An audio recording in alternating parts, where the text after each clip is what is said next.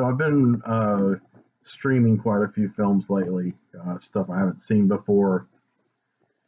Been on Tubi and Shudder mostly, a little bit on Plex. So, and I'm going to thank channel patrons Shelly Druckrey for giving me access to Shudder, and to Dwayne Cochran for setting up a Plex account for me, and also Tim Tolbert for giving me access to Disney Plus, which I rarely watch, but that is how I watch the Marvel series when I watch those. So anyway, I've been juggling a few different titles this week for the last couple of weeks.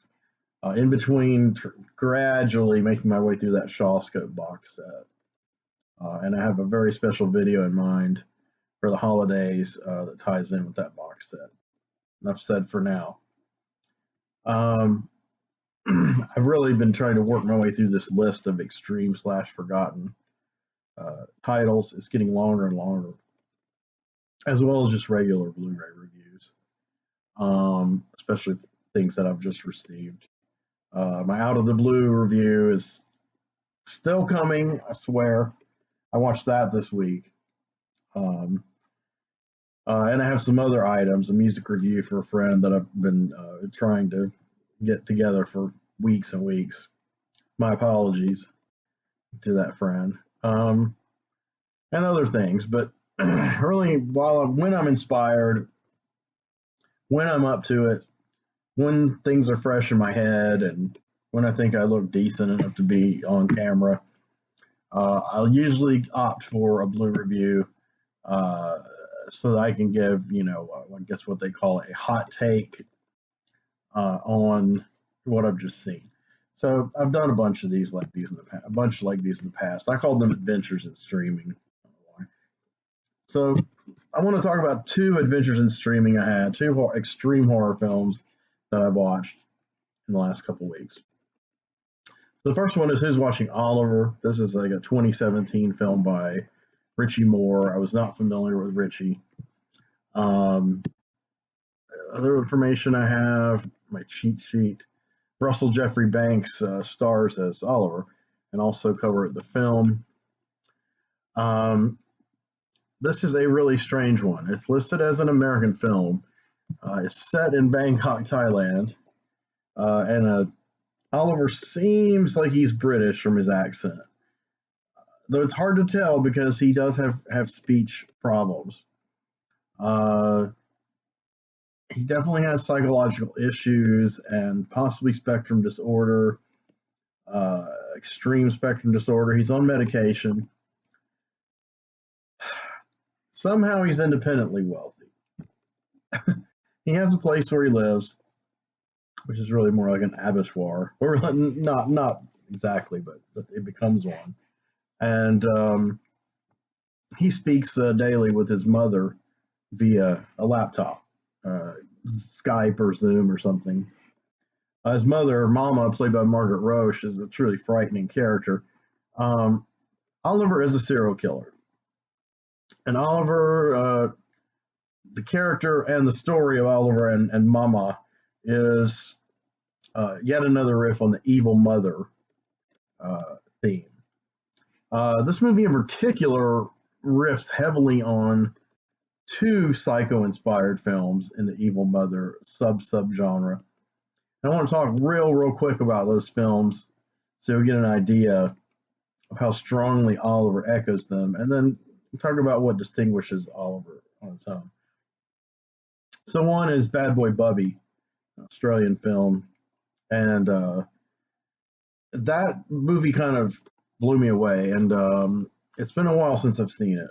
I have a burnt copy, but I haven't watched it yet, but I've seen it on streaming a year or two ago. It made a big impression on me. Blue Underground put out a DVD, which I think is now out of print. I don't know if it's on Blu-ray. I need to find that out. If it is, I'd like to somehow acquire it. Feel free to donate to the channel if you'd like. And by the way, please like and subscribe.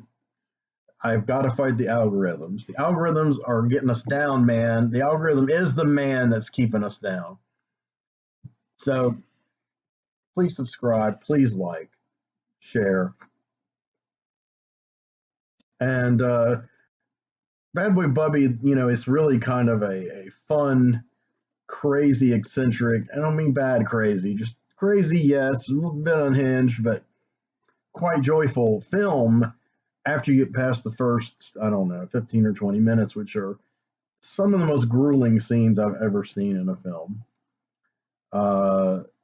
He lives with a grotesque mother, Bubby, and they live in a filthy abode, filthy not only in dirt and scum, but also filthy as in activities. He's treated kind of like an animal. He's forced to service her sexually. He doesn't know anything else. He becomes totally aberrant.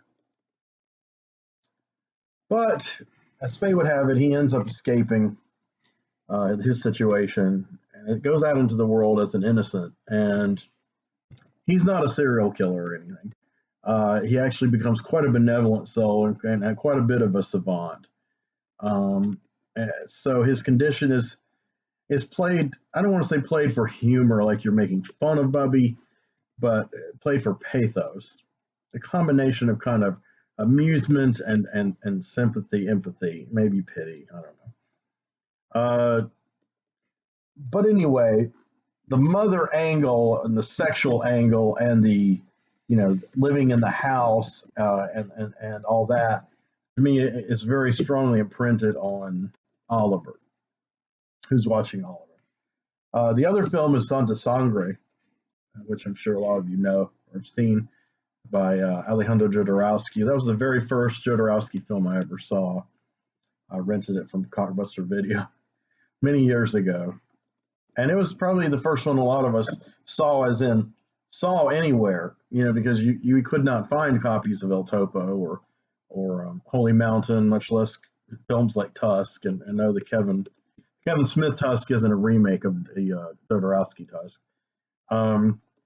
Those were utterly, I don't want to say lost, but they were impossible to find. You had to start digging into the video underground, which I ended up doing.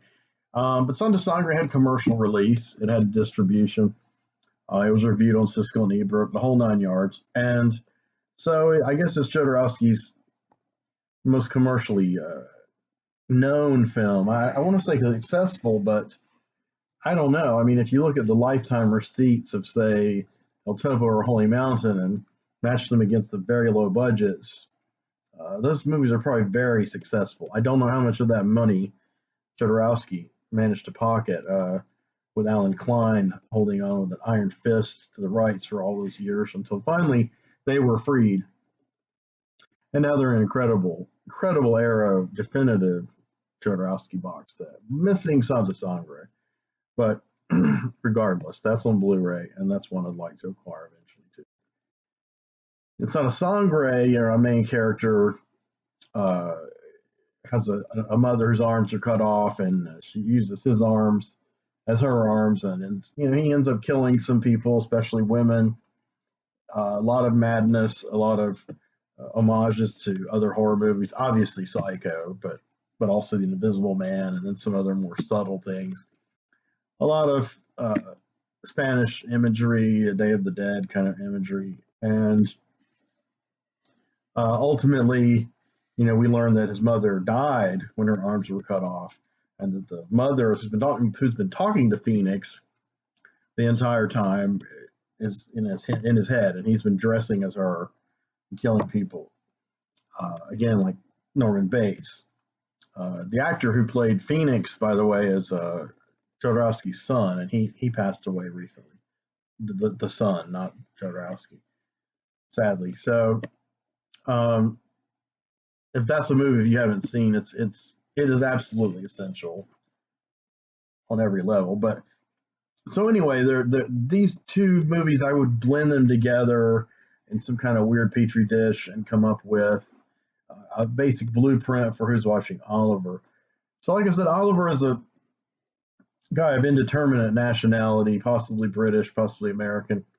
living in Bangkok, Thailand. We don't know what he does for a living, he does nothing for a living. We don't know how he supports himself. We don't know where his mother is. She seems to live an opulent life. She just sits in front of the monitor, dressed really nice and chugging champagne and just talking incredibly vile smack to her son. And it's an intense, extreme level of verbal abuse. At times it's a little, for people who grew up with some of that, like I kind of did. Sometimes it's a little on the nose, a little hard to. I don't want to say hard to watch, but it's rough. It resonates, but in a not really fun way. The net effect of all this is predictably based, especially on what I've just said about the evil mother trope and the films I cited. Oliver kills people for his mother, kills women for his mother. He does it in front of his mother while she's watching on the webcam. So, and she makes him, basically makes him rape them and torture them, kill them, and then dissolve their bodies in these giant vats with acid while he's in a total head-to-toe hazmat suit. So I don't, as the movie, in the first act, you don't really feel any sympathy of any kind for Oliver. He's almost like an empty shell.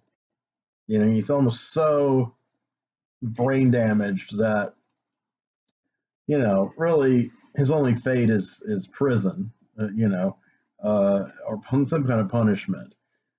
Will his mother be punished? Who knows? Why is his mother making him do this? She's mad. She's insane. The story goes that Oliver's father was abusive and cruel, and he tried to burn Oliver to death. And Oliver does have some scars on his back that indicate that's where the fire was started. The mother snuffed out the fire and then snuffed out the dad. And then holds that over Oliver's head. I've done this for you. I killed him for you. But she's no prize either, as far as being she's not going to win any fucking parenting awards herself. As we segue into the second act, we've seen Oliver perform a couple of acts which are fairly heinous. Mixing sex and violence. Again, that's an area where it makes me a little squeamish. I'm not saying censor it, destroy it. I'm not saying I won't watch it. I'm just saying, I find it disturbing. If I didn't find it disturbing, I would start to worry about myself. But, when I say mixing sex and violence, it's basically, a woman will be tied up, face down, after being slapped around by Oliver, and then he will, he'll rape her either vaginally or anally, and that is simulated. Sorry to disappoint some of the pervs out there. This is, but the mother is watching and cheering him on, and kill, slam it to that cunt, wear her out. I think she says that. She uses some colorful euphemisms to describe her desire for Oliver to fuck them unto death. Not the fucking is what's killing them, but it precedes the death. After experiencing all this, and I want to say this real quick, she's almost a comical figure, grotesque and over the top. And this movie also has a lot of inappropriate soundtrack music, like gay. I don't mean homosexual, but gay, happy 50s musical kind of wholesome music. Some jazz, but not really the jazz I listen to, more like wholesome, upbeat jazz. And so there's that irony there. But the good thing is the movie doesn't ladle on the irony, because that's an area that kind of annoys me about a lot of modern films. By Act 2, we've got the point. Oliver he just cruises basically at night, and somehow, well, usually by money, financial enticement of women, usually but not always prostitutes, of varying races. This is a racially mixed area. There are some British women, some women with American accents, and quite a few Asian women, probably from different countries, but I would assume most of them native Thai, uh, Bangkok locals. But yeah, entices them with money and then drugs them in some way or another, and then does all that stuff I mentioned. And he himself is on medication, um, which I think is just keeping him barely functional enough to go out on these night runs. So what a life! What a horrid, degrading loop he's on. So it seems like really a hopeless scenario. You can't really hate him for what he's doing, but you can't feel any sympathy for him either. Uh, even through the abuse part. But then as the movie goes on, uh, something happens that also reminds me of Santa Sangre. Because in the end of Santa Sangre, when the revelation comes, Phoenix is apprehended by the police, and they're like, "Put up your hands," and he's like, "My hands." In other words, now they're his hands. He's liberated from his dead mother, using his hands for murder. And this young lady who he grew up with in the circus is there, and she's kind of a catalyst for snapping him out of this and killing off the dead mother, the part of her that's in his mind. So in Oliver, who's watching Oliver, there's also a lovely young female catalyst for this event. And her name's Sophia. She's played by someone I didn't know of, Sarah Malakul Lane. This cast is pretty pretty small, keeps it pretty tight. So she sees him in the park. He goes to this park every day, and he has a camera with him, and he looks kind of like a 50s nerdish character, garish with slick back hair and big glasses. And it's very strange, kind of jaw is distorted, and he talks it's very mannered. It's a very mannered role, but this guy Russell pulls it off really well. He seems like this is who he is. He's invented this character Oliver, and is able to pull it off, even through all the horrible, disgusting extremities around him, most of which he's involved in or causing.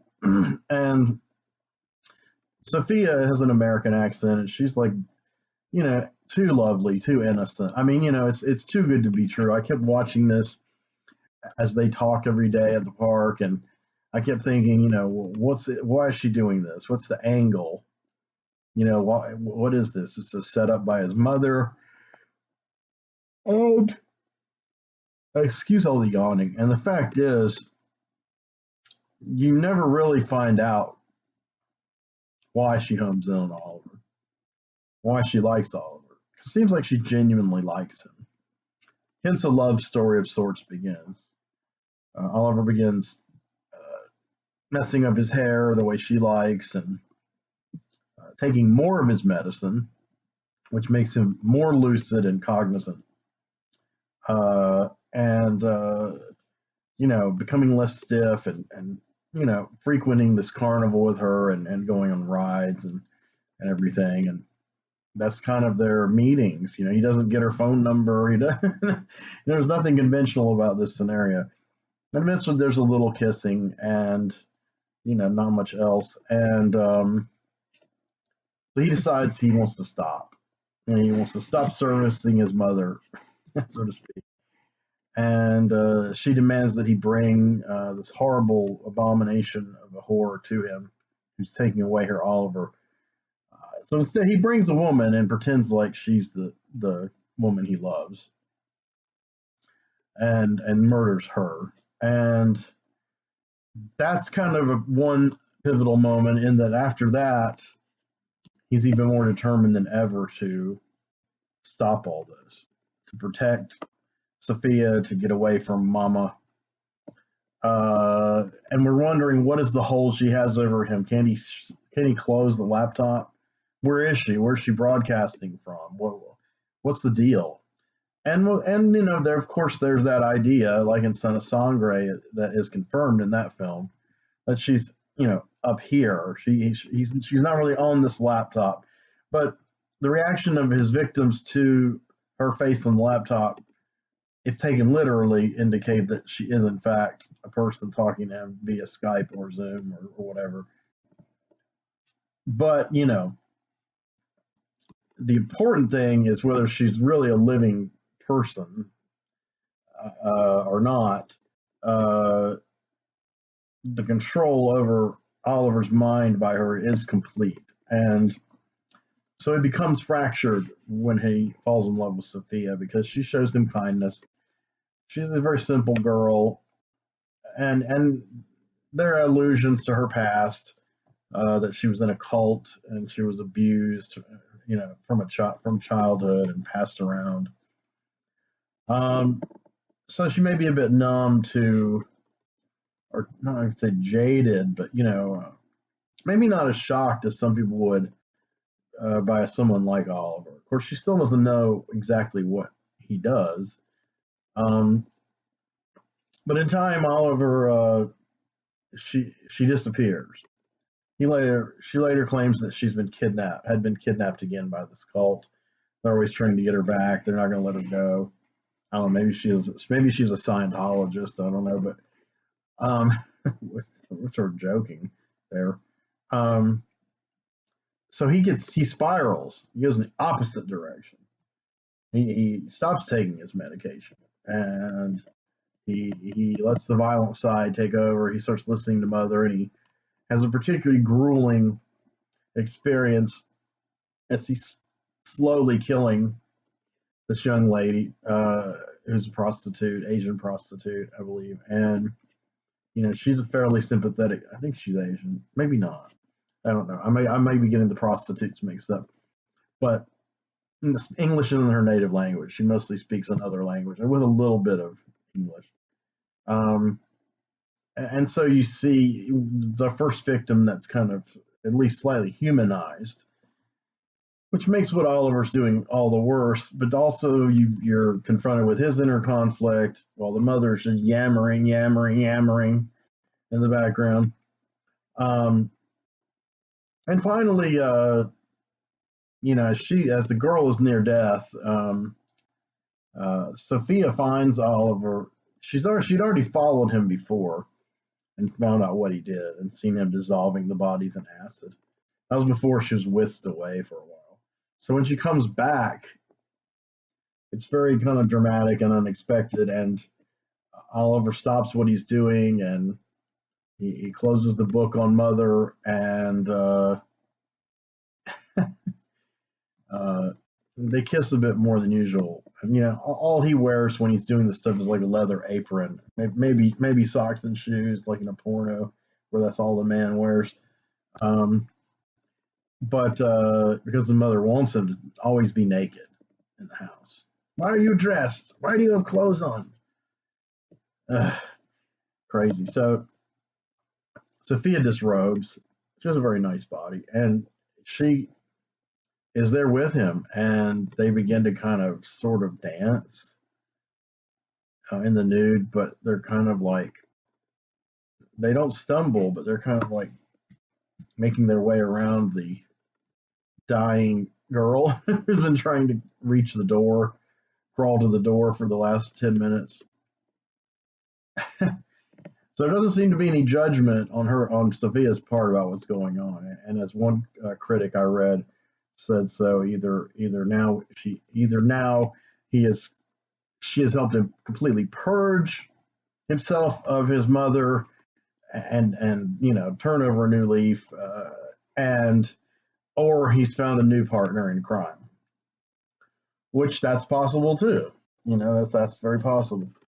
Maybe they're going to become killers, you know, without Mother. Um, and so the end is kind of poignant. I think it would be poignant to some people more than others. I think it was trying to be. And I get it. I don't think it quite reached that level for me. But good try, Richie Moore. Um, Overall, I liked it. You know, it was memorable. it held my attention, and ultimately it does become a sympathetic love story, even though it starts off so horribly. And of course, what Oliver does is monstrous, but obviously he's so insane that he believes he is enthralled to his mother. He cannot break it. He does not have the fortitude or he doesn't have any impetus to do it until he meets Sophia. So anyway, I'll let others muse on the ramifications of that story.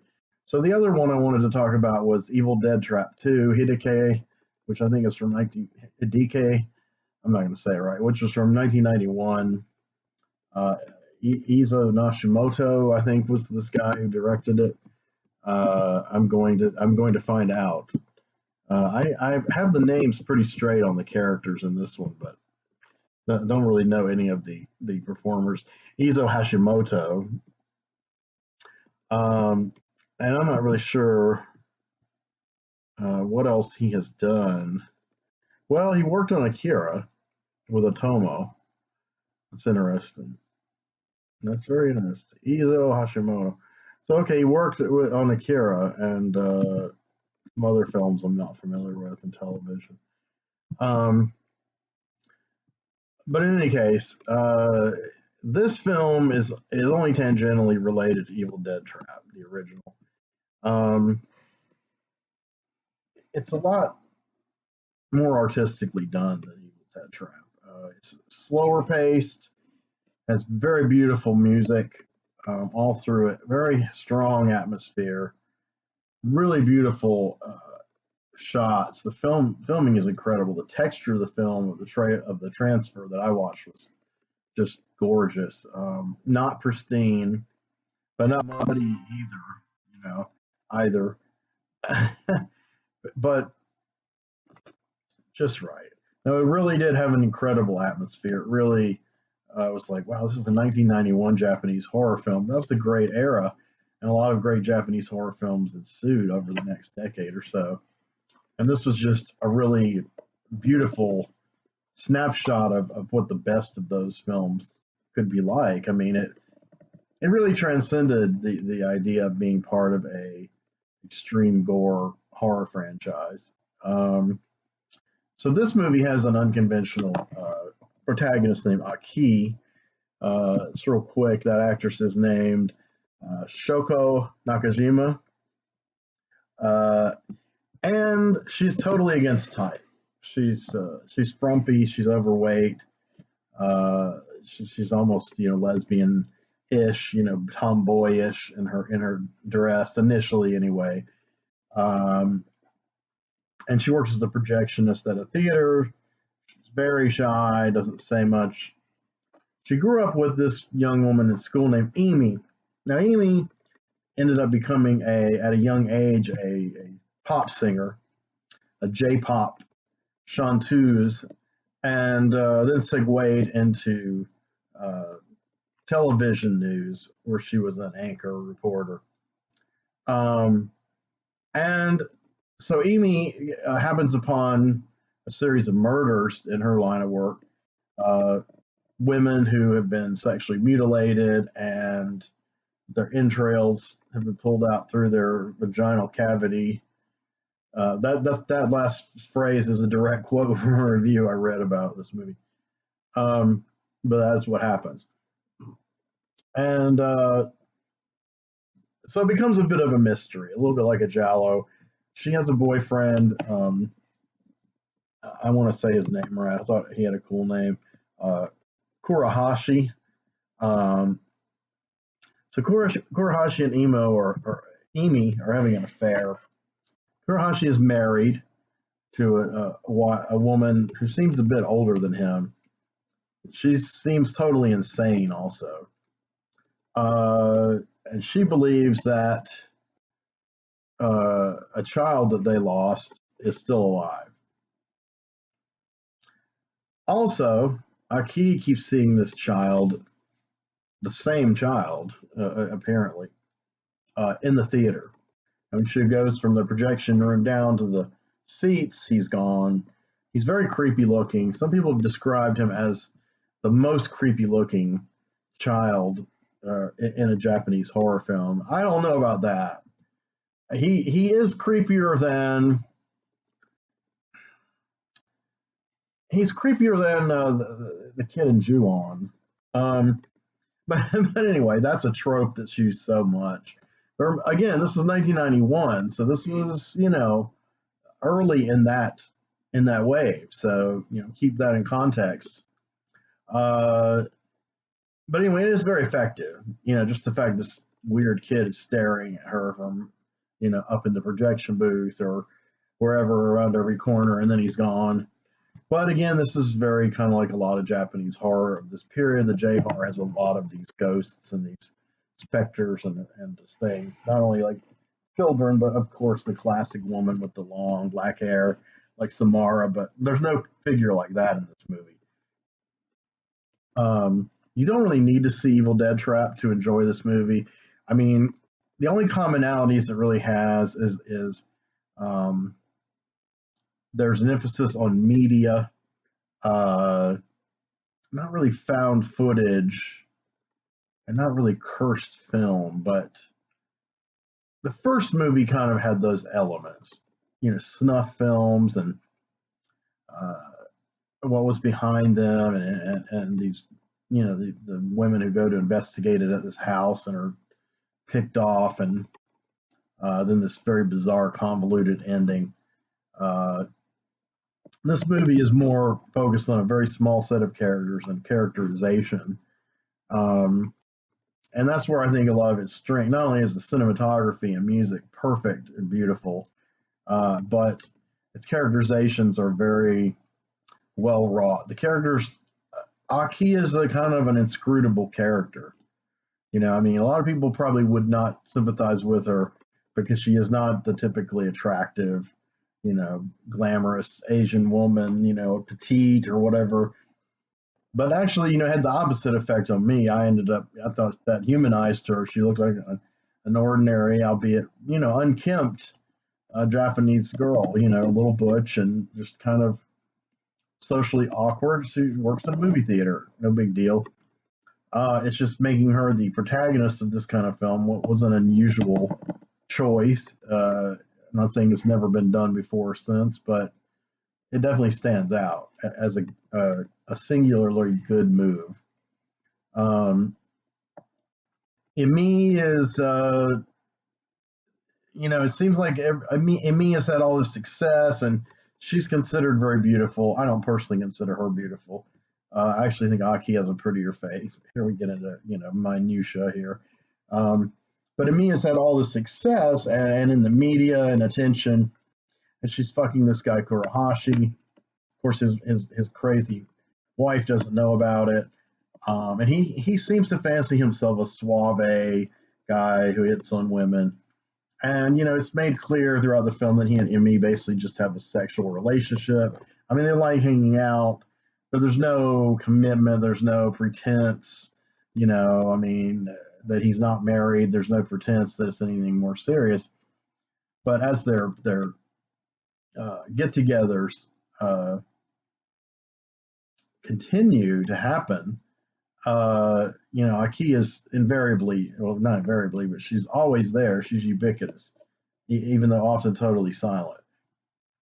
I think Emi likes having her there as a foil. She doesn't really pick on or bully Aki, but she does. But there is that kind of element, like this is my nerdy friend, and their presence, their worship of me makes me feel good, and that's why I want them there. Like they're my fan and my friend, supporter. And but this intrigues Kurahashi. He becomes heavily sexually attracted to Aki, and that part is probed very well, and it's very slowly built with a series of scenes where it seems unlikely, not through much that Aki actually says, but through what other characters say and her body language and her reaction to things, that A, she doesn't want this guy's attention. He's a lech who's fucking her friend. B, why would this handsome, slick young guy, want to be with her, that kind of thing. And he kind of deconstructs all that in this long drive he has with her. And it's a very cool scene. And it really kind of basically is like his philosophy, or what he purports to be his philosophy about relationships and women, and about what attracts him and what makes her different. So he continues pursuing her. Sometimes he's very mellow and gentlemanly. Sometimes he's a little bit too arduous, and you think he's going to rape her, but eventually, she's into it, and they have quick, intense sex, and not heavily graphic, but again, very, very well shot, very interesting, visually. She's a very expressive actress. Her eyes are very expressive. So this leaves us at this juncture point. What's the deal with Kurihashi's wife and this kid? Why does this kid keep appearing to Aki? And then Emi, she's in the situation. She finds out she's pregnant by Kurashi, and then she kind of starts bragging to Aki, basically like, I set him up to fuck you. He wasn't going to fuck you anyway. I kind of, dared him to do it, and I'm carrying his child, so you don't really have a shot with him. And so suddenly it does become a jealous and possessive situation, like a triangle. Not exactly a quadrangle, because I don't know if Kurashi's wife even knows what's going on half the time, but she's not seen a lot. But eventually, they have a party, and cocaine is involved, and Emi is celebrated for her great work on camera as the reporter. And again, the people at the party watch the footage that they took of one of the victims of this serial killer. And the boss of the movie theater, this older guy, he's strange. I can't tell what his motives toward Aki are. At first, I thought they were a bit unwholesome, but then I thought, well, no, he's actually an okay guy, I think. And then there's a character named Noda, who's like the secretary or popcorn serving girl at the movie theater. Kind of very light comic relief, rarely seen. But then she starts to pop up, and things start to get very confusing at this point. I'm just going to tell you what I could glean from it. And I tried to read some reviews and figure this out. So if I have it correct, Anoda is killed and her intestines are ripped out. Supposedly by this time, we are supposed to glean that Aki herself is the serial killer. Well, the thing is, I'd never thought that. That one went totally over my head. But I do know that she does confront the boy, and it starts to fuck with her mind, and it gets real kind of supernatural. So then it seems to me that the serial killer is the boy possessing, in turn, either Emi or Kurahashi. There's a scene where Kurahashi acts crazy toward Aki, and first I think it's just their dynamic. But then I had thought all along he was the serial killer. So it's not so simple. And then finally he chases her down. She gets away from him. Aki does. And then Emi attacks her. And it seems that Emi is the serial killer. And she's definitely trying to kill Aki. But there's also weird supernatural resonance, like maybe the child has possessed her. So there are a bunch of different flashbacks and quick shots and implications in the dialogue. What I took away, well, I did take this away that other people have, is that the abortion angle is that Hideki is the ghost child, but not of Kurahashi's wife, but of Aki herself. So when she was younger, she had an abortion. So this character who begins as a very unsexualized character, and then becomes somewhat sexualized and liberated, I guess you could say, with Kurahashi, then you realize that, yes, she has a sexual past, and it ended tragically in the sense that she had to have an abortion, and it was traumatic to her, and that the baby stuck around and haunted her. So it seems like a coincidence that Kurahashi's wife sees the boy. I think my theory is that they had a child and she miscarried, Kurahashi and his wife. And when you see his wife with the boy, who is Hideki, that's kind of misdirection. It is Hideki, the ghost, visiting her, but it's not her. It's not the ghost of her child. It's like Hideki is kind of possessing or nudging along this little cluster of characters. So once it seems like Emi is the big threat to everyone, and I'm supposed to think that Aki's the killer, then it's like, well, who do you root for? And there's there's a lot of dialogue between them of rivalry, a lifelong rivalry. I think it's pretty realistic emotions, resentments, and a lot of violence. They get into a long, protracted fight. The killer uses these kind of clippers. I don't know what you call them, but you hold them and they pop out, and they have two blades and facing each other. And very Argento-esque. The scenes where those blades are employed and wielded, and the damage they do, and sometimes the way it's shot is very much like Prime Argento. So his influence here is heavy in a good way. And so they have a long, protracted battle, and they're basically just cutting each other up like crazy. And, again, I'm watching it from the point of view initially that Aki's just trying to defend herself against her crazy friend. And is the boy possessing her friend now? What's going on in Mimi's mind? Why is she gone so completely insane if she wasn't the serial killer? And so finally, Aki seemingly tries to restrain her friend and stop this fight. And they've been twirling around and fighting through all these sheets that are falling, and they're cascading through the air in slow motion, and it's very artsy, but I mean it's really effective. And then like blood will splash onto those white sheets. Again, very nice, very an opera of bloodshed, and the woman, Emi, shatters her own arm against this metal pipe.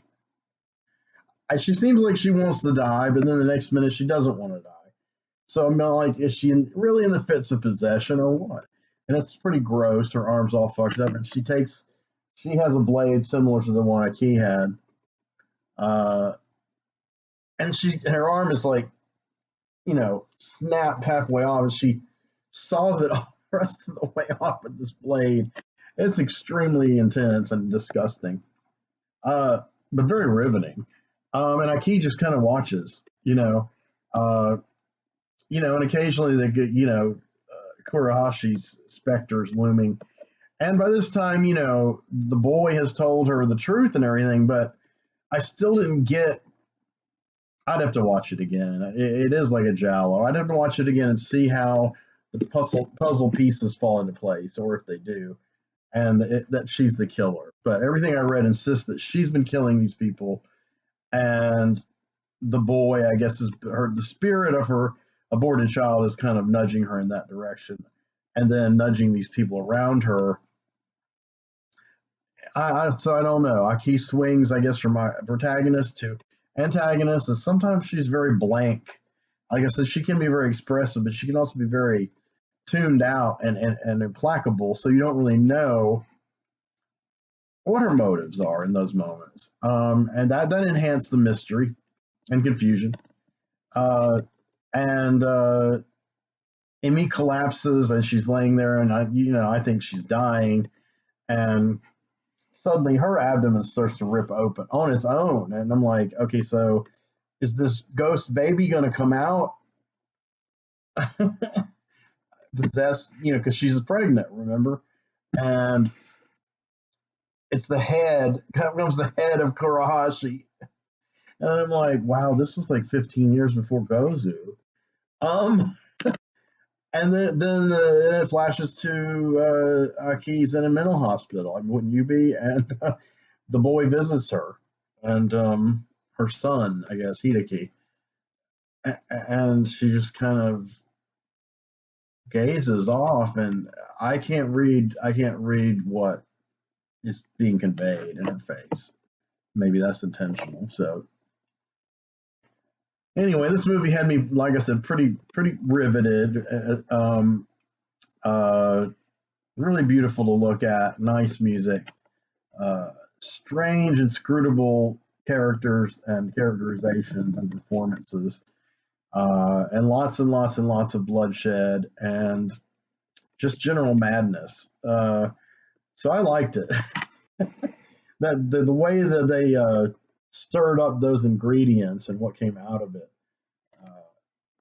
I thought was pretty nice. So anyway, so there's two extreme, somewhat well, okay. Oliver's 2017, so the other one's from 1991. So no, not somewhat recent. I will say that Evil Dead Trap 2 is recent to Shudder. It's only been on Shudder a few weeks. And the Blu-ray has only been out a short time, and that's on Unearthed Films, who also put out the Evil Dead Trap, the first one, and I watched that one on Shudder as well.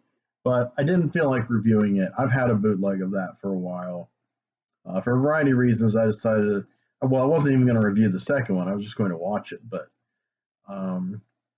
the consensus, well, the conclusion I came to, which seems to also be the critical consensus on IMDb, was that this is a lot better than the original, and you don't really have to see the original to enjoy this one. I was going to say understand this one, but I don't know if you'll be able to understand it. If you can, tell me about it. Give me your thoughts down below. What does it mean?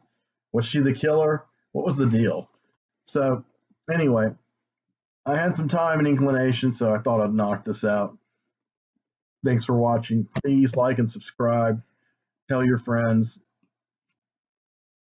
Rock on.